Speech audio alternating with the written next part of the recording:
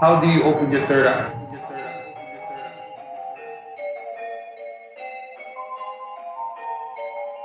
First, we have to realize there's only one eye.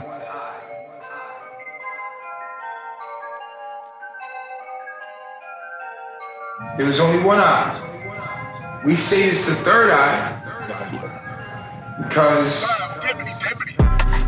close this eye, you see out of this eye.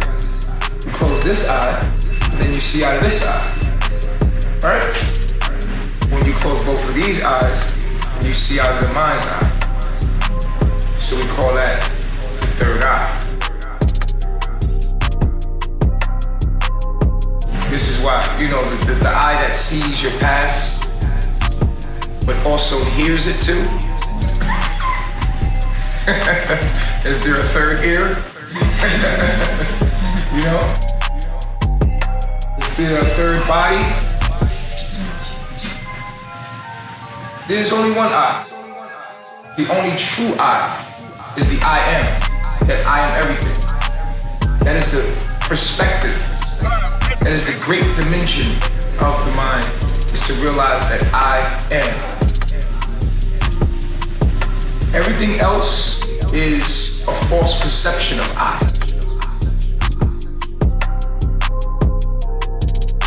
When you say, how do I open my third eye? So how do I see things from others' perspective? Is what you're saying. To open the third eye is to see things from a greater perspective.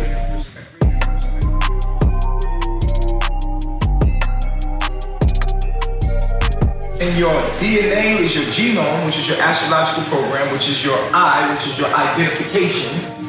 And you see with your perspective. You perceive and see and feel, and all of your senses come through the one eye, which is your ego. Do you understand? There is only one eye.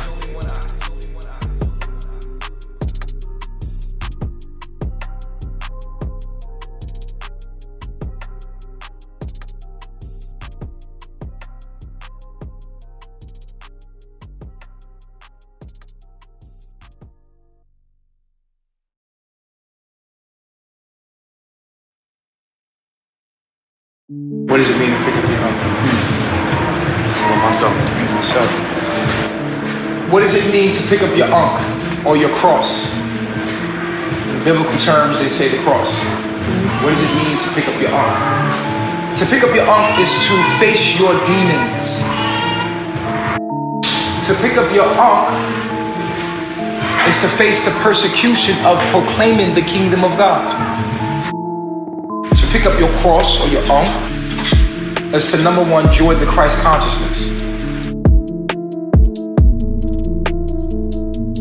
To renounce Babylon and all that it stands for, the cancer on the planet, to renounce it, no longer a part of this.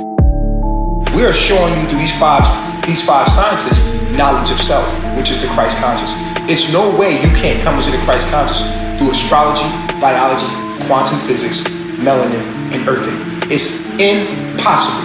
We do not need to use the Bible. We have given it to the lower self, and this is when you start teaching it.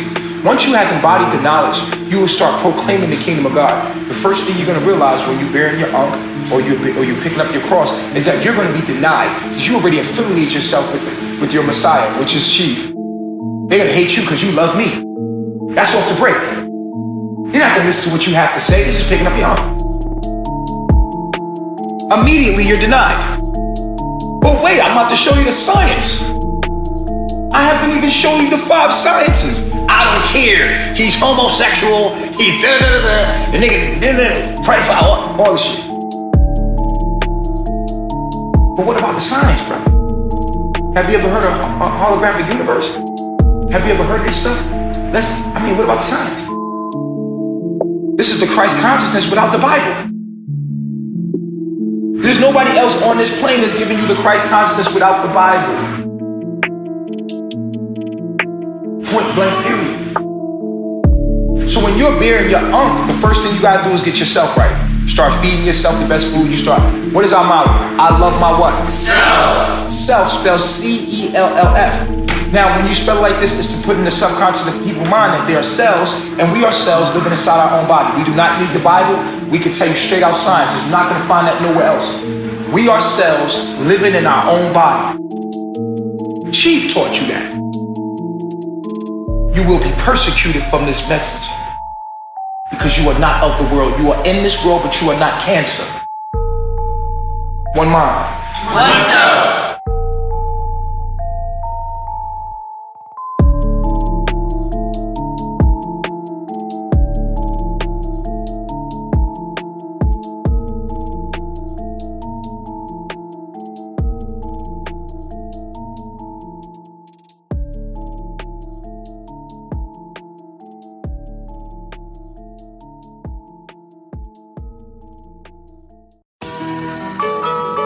Because my expectations is what causes me pain. I noticed that my expectations was the root of my problem. You know, make somebody own somebody. I don't want to own anybody no more. I just want to honor whoever I'm with. I don't want any unhealthy attachments. When you're with somebody, you should accept that person for who they are. I'm no longer attaching myself to things that I have no control over. I am living in the now. I'm accepting change. I'm no longer in control. I don't know what's gonna happen. I just know my morals and my principles will not be broken for anything. We have to not have attachments to grow. We have to be able to be in relationships with a healthy amount of detachment there that allows you to move forward if need be and grow. Nothing can stop you from your expansion of your own mind and growth. Anything that hinders you, you must cut it off. And it's just been written all through text. This is something that must happen. This is not a message for everyone. This is a message for those that it reaches. Prepare yourself to let go of what you love the most. That is what death is. Death is transformation and growth and the releasing of attachments. You came here with nothing and you will leave with nothing. Everything is preparing you for death. Death is nothing more than a transformation. If you could think about death and in a moment you're thinking about everything that you have that's an attachment. Oh, wait, my child. Oh, wait about it. I'm not done. I'm not really done doing this. I'm not doing that. And you be thinking about, if you think about death, immediately your attachments pop up. Truly contemplate about death. My wife, my husband, my family, what about them? And what about this? And what about that? This is the way you don't want to die. You do not want to transition with any attachments. You want to transition ready to adapt to the change and the evolution. Your heart must be light as a feather.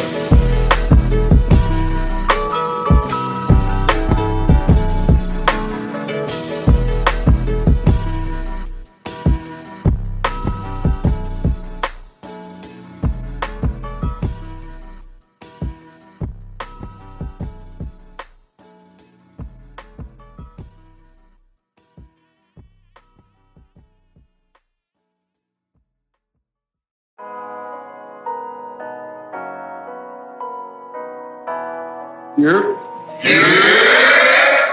How's it going? We're gonna take our first question. Is the music on? What is the ego? A lot of times we have the ego mixed up. We think of the ego as what is called pride. Ego is our conscious mind, simply. So we think of the ego in our minds as something that protects us or protects our inner child. When the truth is, it is only our consciousness that has created something depending on what your astrological energy is. For instance, if you're a Leo or you're Aries, you might have a lot of pride. So what they call the ego would be your pride. You understand what I'm saying to you? So what's protecting you is your pride. Or if you were more of a water sign, you would go into a shell. You would shut down. And then you would say, oh, I was responding to my ego. You see what I'm saying? And we mix up the ego with arrogance. These are characteristics of the conscious mind. But the ego is simply your astrological program. It's impossible for you not to be in your ego. Your ego is your sense of self, right? What we mistaken is that the ego must be elevated to the highest, or the super ego, which is the Christ conscious, which is the I am everything. You know, so we have consciousness, which is your conscious mind, right? You have your conscious mind and you have your subconscious mind, right? So the conscious mind, who you think you are, whatever level that's on, whatever level that's vibrating on, that is your ego. You cannot not be your ego. There's nothing outside the ego but the super ego. And that's still an ego. The super ego is God, the I am. So when people take a psychedelic and they say, oh, I killed my ego, if you killed your ego, how did you come back to it? Right? If I killed my ego, how then am I talking to you? I had an ego death. Okay, so it resurrected. You know what I'm saying? You take ayahuasca and say, I killed my ego. What they're trying to say is, I killed separation. Because your conscious mind creates separation. But the super ego doesn't know separation. It is God.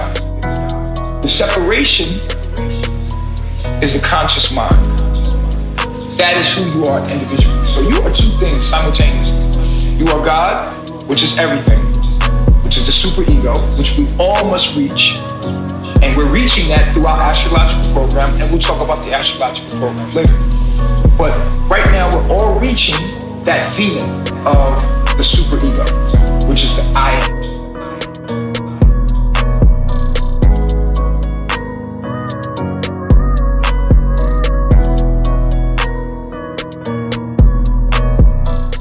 Is homosexuality natural? Absolutely. Absolutely. Number one, we have to understand what sex is. What is God? Energy. What is life? Sex. Life is sex. It's a sacred exchange of energy. What is homosexuality? It's very natural. You see it all throughout nature. All of the species in nature, most of the species in nature, thousands of them. And one thing you don't see in nature is homophobia. That is what you do not see in nature. But homosexuality is very natural. Allow me to explain. When at one point when we were indigenous to the land, we understood homosexual energy. Homosexual energy was what we called gatekeepers. They were not homosexuals. We called them gatekeepers, two-spirited beings. Indigenous homosexuality has been in humanity since humanity was humanity. But why? Nature doesn't do anything without reason. Why is homosexual energy here is the question. What is homosexuality trying to tell us? Perhaps it is something that we are doing to summon these things to let us know we are out of balance. And nature has a way of always balancing itself. When we are out of calibration and in tune, the universe will use mutations to make up for what we lack, only to teach us that we are out of sync and out of balance with nature. Huh? So everything is natural.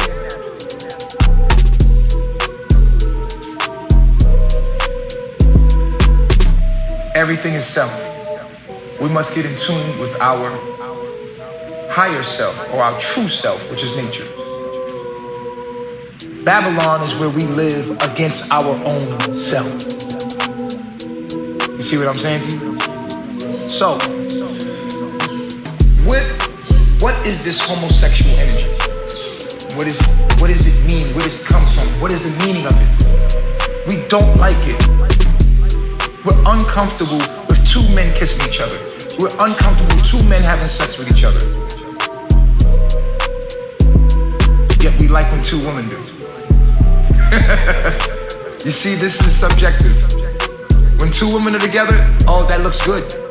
That is accepted. That's not even considered homosexuality. When we say homosexuality as a culture, what are we talking about? So we know that this is, first of all, this is subjective. We just don't like it's uneasy for us to see two men to be together. But two women, that's hot. Pile them on. Pile all the women. That homosexuality with women is okay. That's okay. Two men? No. Why?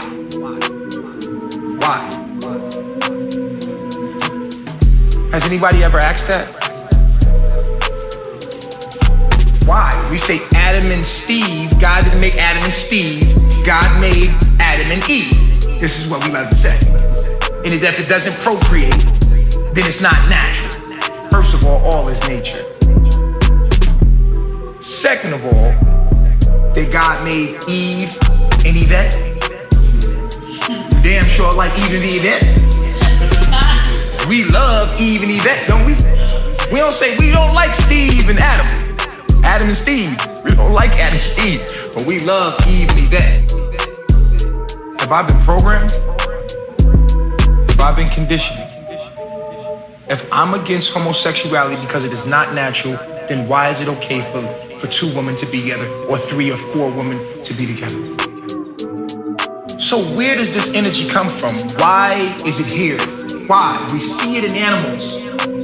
We see the behavior, the homosexual behavior in animals. All throughout nature, we see this behavior. Why does this behavior exist? Is the question we must ask. Why does it exist? Where does it come from? I will tell you. Okay, listen carefully. Whenever there is an imbalance between masculine or the woman and the tribe and the men in the tribe, if you are treating the woman bad, but they're not being treated equal, you will summon homosexual energy. So us oppressing women is actually summoning homosexual spirit. Why? Because when the homosexual male comes, you ever notice that so-called homosexual men are more emotionally inclined and compassionately inclined, which allows them to excel in the group?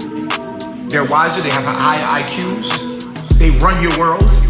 Why? Because they have higher IQs, they're very wise. Outside of the sexuality, they have a heightened IQ. So what happens is nature, epigenetically, brings something that will bring balance between the genders. So now this being is able to come up with solutions that give both sexes what they want, so that we can survive as a species. Now, does that make sense? This is what it means outside of the bedroom. If you didn't know.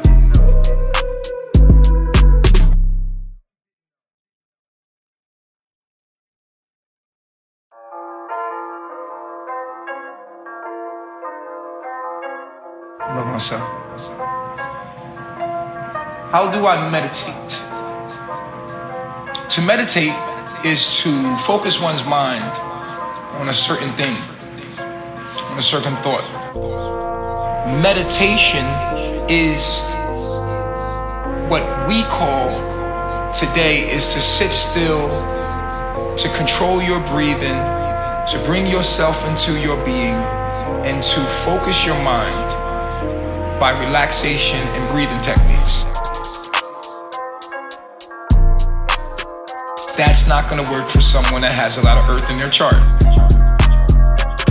They're gonna go to sleep.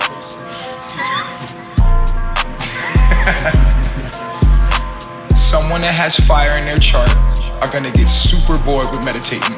If you have a lot of fire in your chart, this form of meditating is going to drive you crazy. And you're gonna fail very hard. If you have a lot of fire in your chart, sitting still to meditate is going to drive you crazy.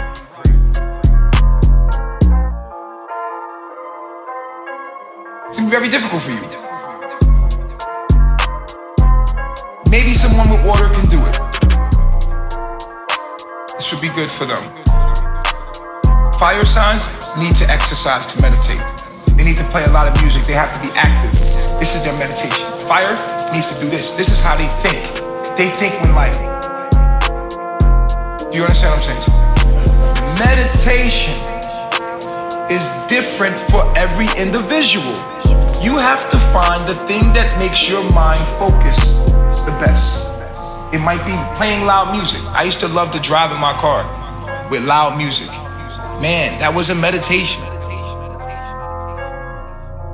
It's like something about having loud music on that made me think and focus more. And when you're in that focus moment, thoughts just come through and all your answers just come through. When you're in that moment, when you're painting and you're doing some form of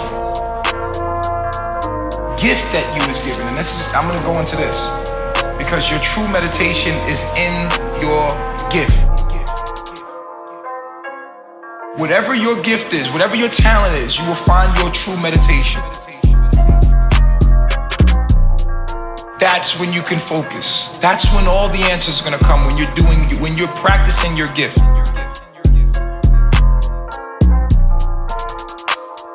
If you are a singer, listening to music is your meditation. That's where you're gonna get all your ideas, when you sit alone and listen to music.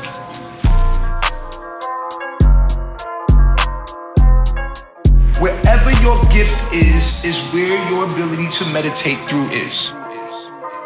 If you like painting, then you're gonna put painting on, you're gonna put music on, and you're gonna start painting, and then things are gonna come to you like, whoa, that's how you meditate. It's in your gift that you meditate. This is when your mind can focus through your gift. Whatever you love to do, whether it's writing, you might be writing. And you ever been writing before? And you were all alone, and you were writing, and the craziest stuff coming to you, and you're writing it, and you're like, I cannot believe I'm getting this. Huh? You have to know yourself. Man, I'm meditating every day. No, what do you love to do? What do you love to do?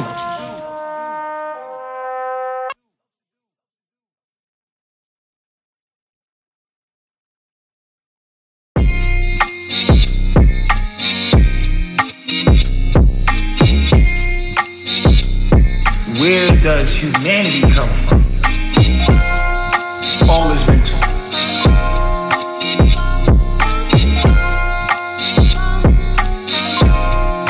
We are a thought. Okay? When you are living your life, you were born in 99. From your observation, there seems to be a past or history. This is an illusion of the mind. There is no past. There is no future.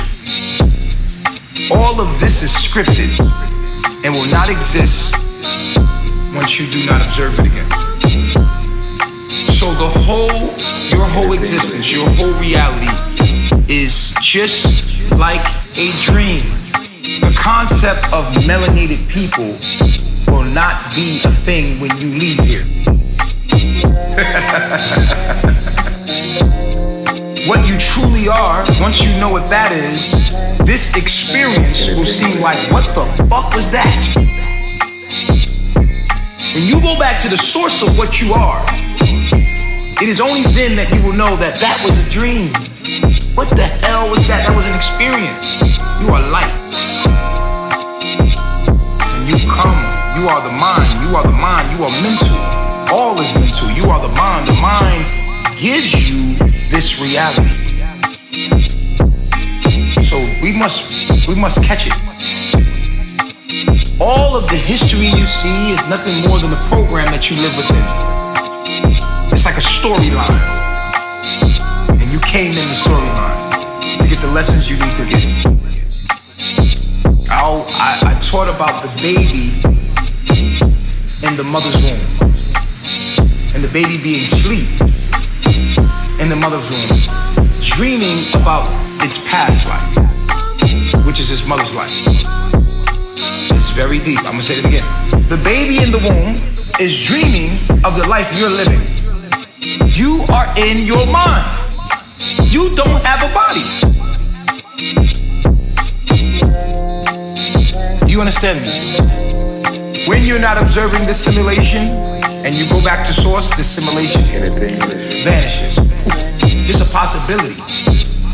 Me, you, everybody around you, all of your emotional ties and all of your things that you were doing, all of it, nothingness, doesn't exist. Just a possibility. Everything you're doing in your life right now, the only meaning for it is for your evolutional growth. What is melanin? Melanin is very interesting. Now let's just look at this from a very basic level. Mm-hmm. Okay, it is a pigment. It ranges in color from pale yellow to reddish brown to blue black. It is in, as far as the body goes, every major organ of the body, and it has many, many different functions. Now, from a technological perspective, what melanin is, it is biological living light. Living light. That's correct. We have now a light source interacting and reacting upon itself. How did you come to the conclusion that that was living light, biological living light? Well, when you look at the properties of what it does, it is black melanin. Melanin that is blue-black actually contains and is able to energize itself and to hold on to the entire frequency of the electromagnetic spectrum. The electromagnetic spectrum is nothing more than light. It consists, however, of the visual spectrum, which makes the rainbow of colors. It consists of cosmic waves, radio waves, laser, short-wave radio, long-wave radio, TV, ultrasound. All of these are part of the light spectrum.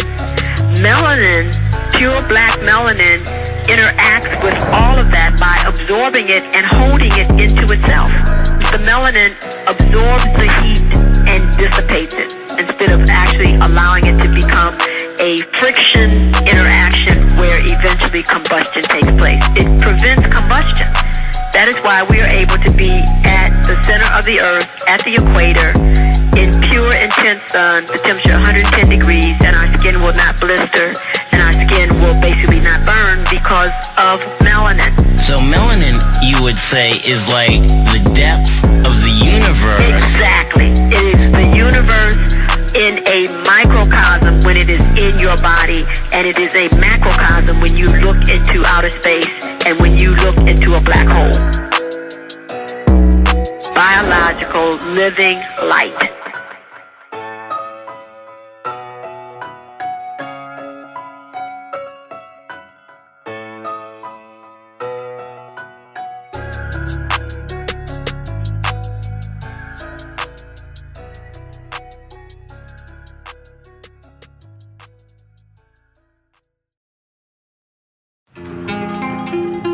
What is a Messiah?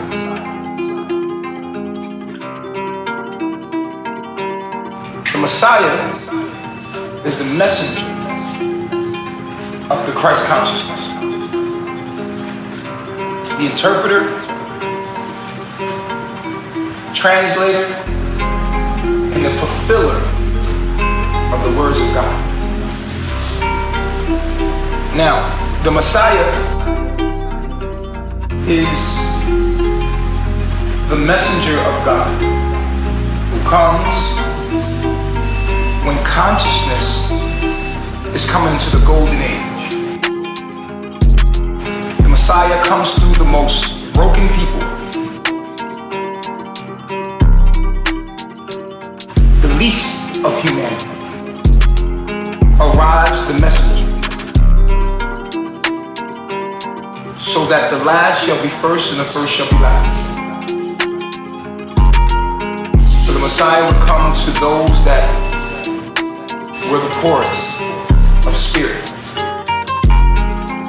Not money, but spirit. Meaning that their connection to their own spirituality was dead. So the poor in spirit would be those that had no concern with their spirituality because they've been broken that way. So the Messiah, being the messenger of the I am consciousness, will come through those people every single time in the cycle of consciousness.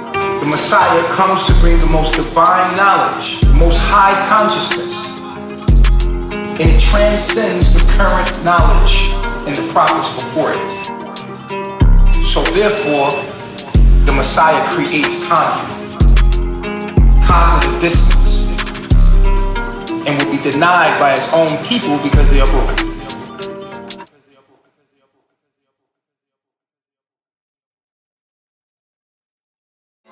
Welcome back to the earth dimension. Life is an ascension process. To ascend means to expand your mind, to become more. In this life process, you are given tools to show you who you are in life. A lot of people don't know how to deal with changes, but life is change. It's a metamorphosis process. Since the day you was born, you've been changing. So as you start to expand your mind, there's obstacles that you have to overcome. It's your mind that you're trying to overcome. These things are nothing more than catalysts for you to level up. You're going through a maze, and you have to look at these things as obstacles, and people are gonna burn you. People will take the same lips they kissed your ass with and use those same lips to curse your name. This ain't nothing that ain't normal. This mean you leveling up. Good. I'm glad I sparked in your mind to talk shit about me. Because in the midst of you talking shit about me, hopefully you'll do something that I don't do. Maybe I made a mistake in some way and you peeped the mistake. Good. You don't make that mistake. But I'm a real model. I'm a human making mistakes, leveling up. When you leveling up in consciousness as you ascend, you're gonna have people betray you. It is a part of the trademark of ascension, of metamorphosis. Say why to your mind. When you start to say why to your mind, you start to examine your attachments and say, is this something I need to be attaching myself to? Is this going to level me up by attaching myself to this thing, this person, this place, this job? Is this environment conducive to my travel, to my conscious expansion, my ascension process, my evolution? Am I growing here? Or is this keeping me stagnant? Once you say why to my mind, what's going to happen is you're going to see that people or these things, these catalysts in your life are set as obstacles. And it's funny because it be your loved ones, your so-called people you care about, that you're going to have to let go. Don't fear. Don't fear letting go what no longer serves you. I'm telling you, let it go.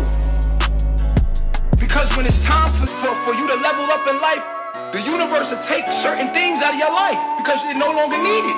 You've passed the test. It's like being in Mario Brothers, playing Mario Brothers, or playing a video game, passing the motherfucking obstacles, and you attach to the obstacle.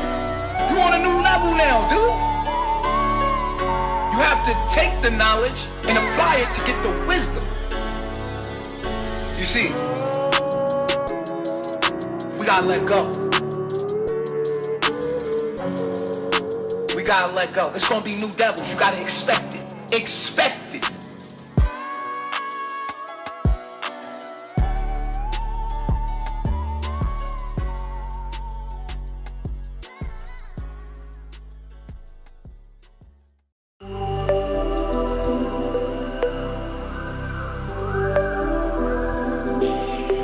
Peace to the gods and goddesses.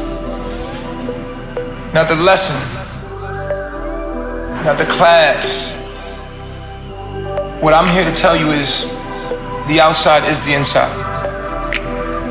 The external world is a symbolic carbon copy of the inside of you. We are inside of our body, and you are experiencing the carbon copy. There is gas, there is liquid, and then there's solid, which is ice.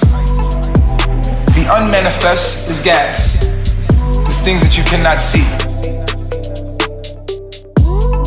The liquid is the formulation or the vibration of this coming into a higher frequency. And then the solid is the full manifestation of the essence of the same thing of all things. So all spirit, we are in a spirit realm. It's just a carbon copy, symbolic of the unseen, which you would say the unmanifest. Okay? The external world is your internal world. You are walking around inside your minds. When someone says you need to go within, you can say you sound silly. Okay? Everything you need and the answer to all your problems will be found in the external world. Now that's like opposite of what you've been taught. It's the truth. Let's look at your life from now. Everything you've learned about life has came from your external world.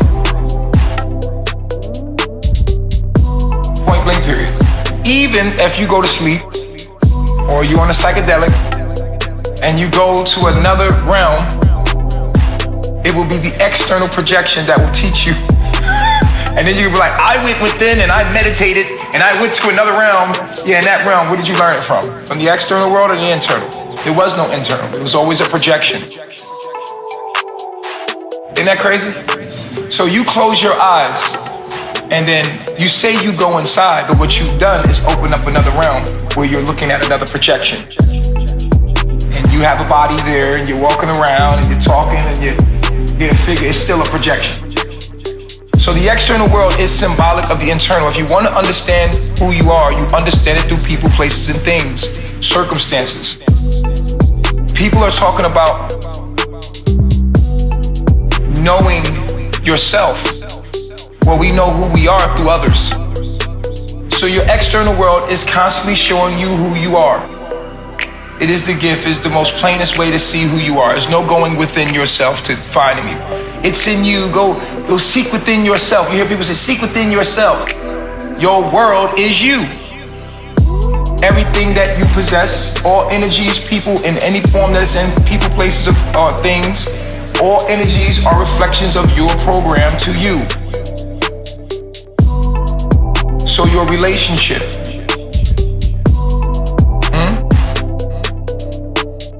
When you are in a relationship, the relationship shows you things about yourself you did not know. If you study astrology, where you find astrology? Externally. Where all knowledge is found? Where all knowledge come from? There is no external. You are in your mind.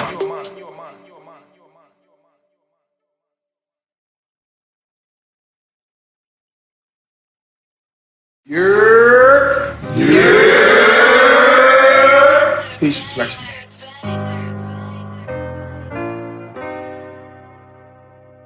Your soul is your S-O-L. Take the U out of soul and you get what? S-O-L. Soul. Soul means what? Sun. Sun. And you are per Sun. Each one of you are a piece of the sun, or are a sun, or a solar system. You are a soul.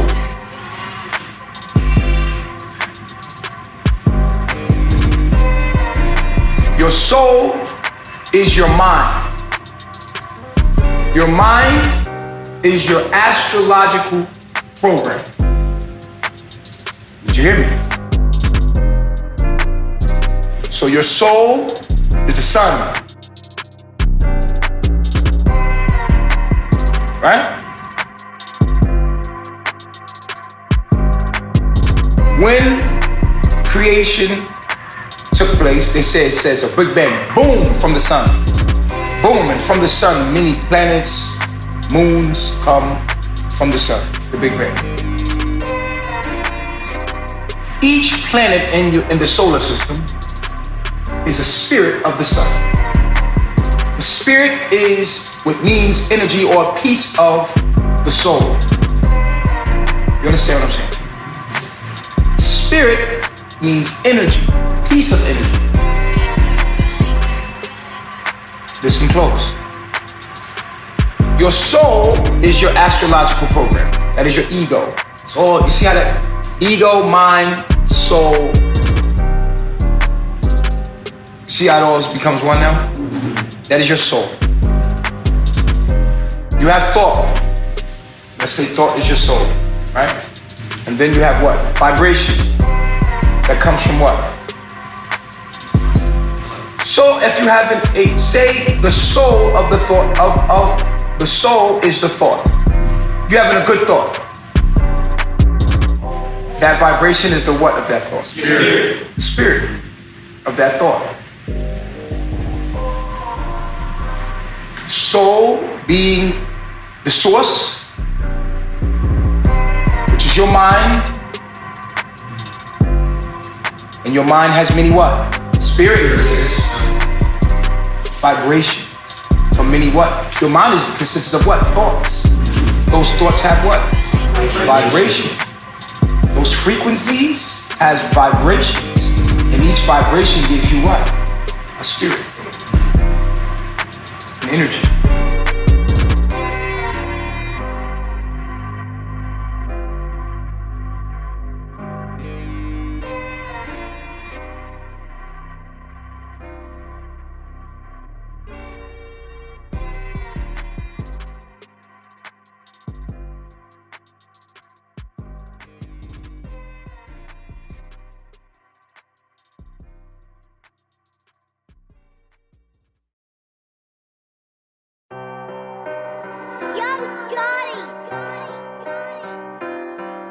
Messiah, where do thoughts come from? Where do thoughts come from? It's a good question, that's deep. We have thoughts, right? Where do our thoughts come from? Essentially, thoughts come from nothing. Because thoughts don't truly exist. You cannot not think. This is a misconception that the new spiritual movement tells you. To stop all thoughts and not think of anything. That in itself is a thought. It's impossible not to think because you are a thought.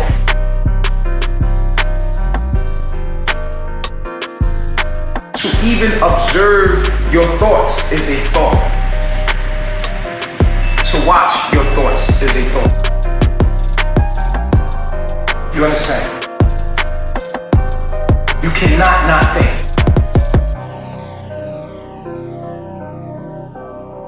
Even when you become the oneness, you are a thought. In the beginning was the word, or the thought. And the thought was with God, and the thought was God. The same in the beginning with God, all things were made by thought. And without thought, nothing was made that was made. So in Egyptology,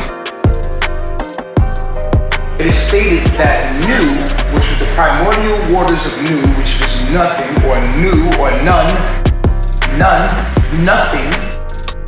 From nothing came Atum. Atom created itself from nothing,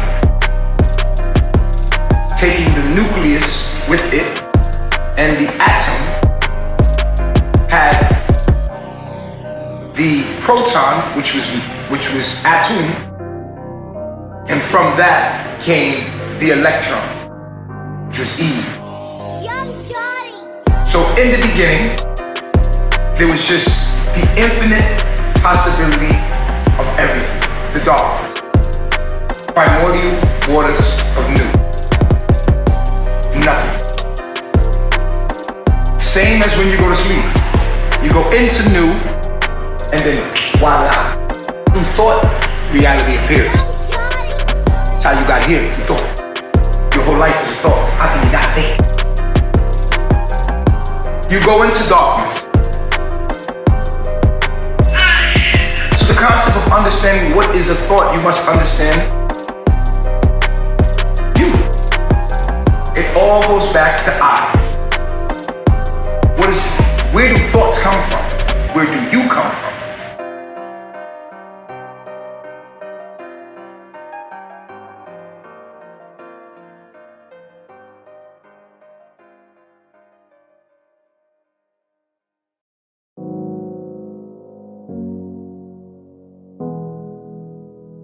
Messiah. What is death? What is death? What is death? What is death? What is death? Death is life. Life is death. What is life? Life is constant transformation. Death is the movement from one frequency to another. We are constantly dying while we're living. You are more of who you are. So this is what death is. Death is the transformation of frequency. I use color as an example. If you are the color green, and you're becoming the color blue, this is what death is. You are consciousness. When you go to sleep at night, what happens to your consciousness? It goes into darkness. It transforms into another realm, plane, thought. Yet your body is laying in the bed, but you're up walking around. Who are you? Who are you? You see how the ego tags into death. Because you must know who you are to understand what death is. If you know your consciousness, then you know you can't die. You can only transform. If you know you are energy, you cannot die. You can only transform. Nothing is lost. All is what? Transform. God is what? Energy. Life is what? Sex. Sacred energy exchange. Life is a sacred energy exchange. And death is supposed to be what? A sacred energy exchange. You see? Transformation, sex, sacred energy exchange. Nothing is lost, all is transformed. Through our consciousness, all is mental. You see how it's all tied in? Death is life. Life is death. Life is constant transformation. Death is the movement from one frequency to another.